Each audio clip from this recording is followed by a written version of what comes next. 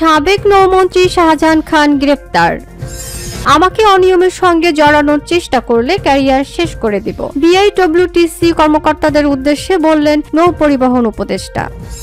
তদন্তে নেমেছে সিআইডি, বসুন্ধরার চেয়ারম্যান ও এমডির বিরুদ্ধে অর্থ পাচার সহ বিভিন্ন অভিযোগ। আসসালামু আলাইকুম দর্শক, আমাদের হাতে থাকা সর্বশেষ সংবাদে আপনাদের স্বাগত। এতক্ষণ শুনছিলেন সংবাদ শিরোনাম, এবারে থাকছে বিস্তারিত। সাবেক নৌমন্ত্রী শাহজাহান খান গ্রেফতার।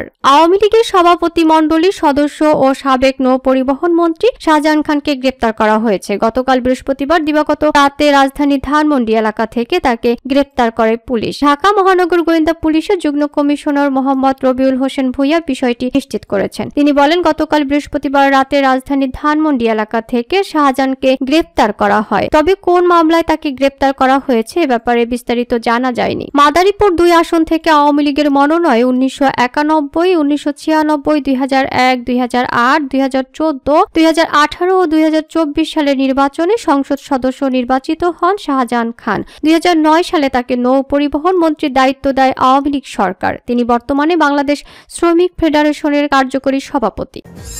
আমাকে অনিয়মের সঙ্গে জড়ানোর চেষ্টা করলে ক্যারিয়ার শেষ করে দিব, বিআইডব্লিউটিসি কর্মকর্তাদের উদ্দেশ্যে বললেন নৌ পরিবহন উপদেষ্টা। নৌ পরিবহন উপদেষ্টা brigadier general doctor M Sakhawat Hossain বলেছেন, অন্তত এই সরকারের সময় সব সাবধানে চলেন, সিন্ডিকেট করার চেষ্টা করবেন না, আমাকে অনিয়মের সঙ্গে জড়ানোর চেষ্টা করবেন না, কেউ চেষ্টা করলে তার ক্যারিয়ার শেষ করে দিব। টেন্ডার কার্যক্রমে স্বচ্ছতা আনার নির্দেশ দিয়ে তিনি বলেন, টেন্ডারে এমন কোনো শর্ত দিবেন না যাতে উন্মুক্ত প্রতিযোগিতার পথ বন্ধ হয়। বুধবার বিকেলে রাজধানীর কাজী নজরুল ইসলাম এভিনিউতে বিআইডব্লিউটিসির প্রধান কার্যালয় ফেয়ারলি হাউসে পরিদর্শনে গিয়ে তিনি এসব কথা বলেন। এদিন সকালে national institute of textile engineering and রিসার্চের শিক্ষার্থীর উপদেষ্টা brigadier general doctor M Sakhawat হোসেনের সঙ্গে সাক্ষাৎ করেন। কারসাজি ও অনিয়ম বন্ধ করে স্বচ্ছতার সঙ্গে টেন্ডার কার্যক্রম পরিচালনা করতে বাংলাদেশ অভ্যন্তরীণ নৌ পরিবহন কর্পোরেশনের কর্মকর্তাদের নির্দেশনা দিয়েছেন নৌ পরিবহন উপদেষ্টা brigadier general doctor M Sakhawat Hossain. একই সঙ্গে তিনি সেবার মান ও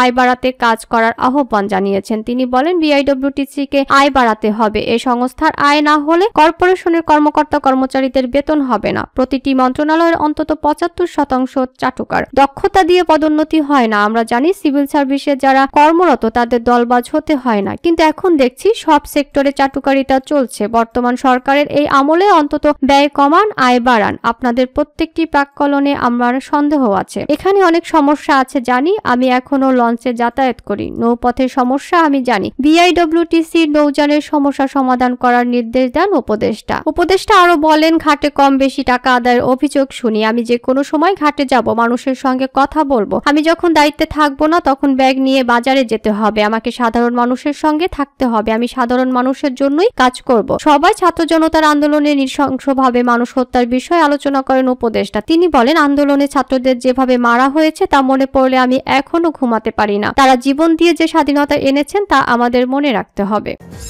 তদন্তে নেমেছে সিআইডি, বসুন্ধরার চেয়ারম্যান ও এমডির বিরুদ্ধে অর্থ পাচার সহ বিভিন্ন অভিযোগ। বসুন্ধরা গ্রুপের চেয়ারম্যান আহমেদ আকবর সোবহান ও ব্যবস্থাপনা পরিচালক সায়েম সোবহান আনভির সহ সংশ্লিষ্টদের বিরুদ্ধে অর্থ পাচার, জালিয়াতি, প্রতারণা, শুল্ক ফাঁকি সহ বিভিন্ন অভিযোগ এনে তা অনুসন্ধানের সিদ্ধান্ত নিয়েছে পুলিশের অপরাধ তদন্ত বিভাগ সিআইডি। গতকাল বৃহস্পতিবার সিআইডির এক সংবাদ বিজ্ঞপ্তিতে একথা জানানো হয়। এতে বলা হয়, বসুন্ধরা আবাসিক প্রকল্পের প্রস্তাবিত জমির কিছু অংশ রাজুকের অনুমোদন থাকলে অধিকাংশই রাজুকের অনুমোদন ছাড়াই ক্ষমতা ও অর্থের বলে জনসাধারণের ও সরকারি সম্পত্তির যেমন খাল, বিল, নদী, খাস জমি, পতিত ভূমি, কবরস্থান, বধ্যভূমি ইত্যাদি ভরাট করে প্রকল্প বাস্তবায়ন করেছে। বসুন্ধরা রিভার ভিএর এর ক্ষেত্রে রাজুকের অনুমোদন ছাড়াই অবৈধভাবে জায়গা দখল ও ভরাটের কাজ করে জনসাধারণ তথা সমাজের বিত্তবান ব্যক্তিদের নিকট থেকে প্লট বিক্রয়ের মাধ্যমে অগ্রিম, এককালীন ও কিস্তির মাধ্যমে শত শত কোটি টাকা হাতিয়ে নেওয়ার অভিযোগ রয়েছে। বসুন্ধরা আবাসিক এলাকার বিভিন্ন ব্লকে ইস্ট ওয়েস্ট প্রপার্টিজ লিমিটেড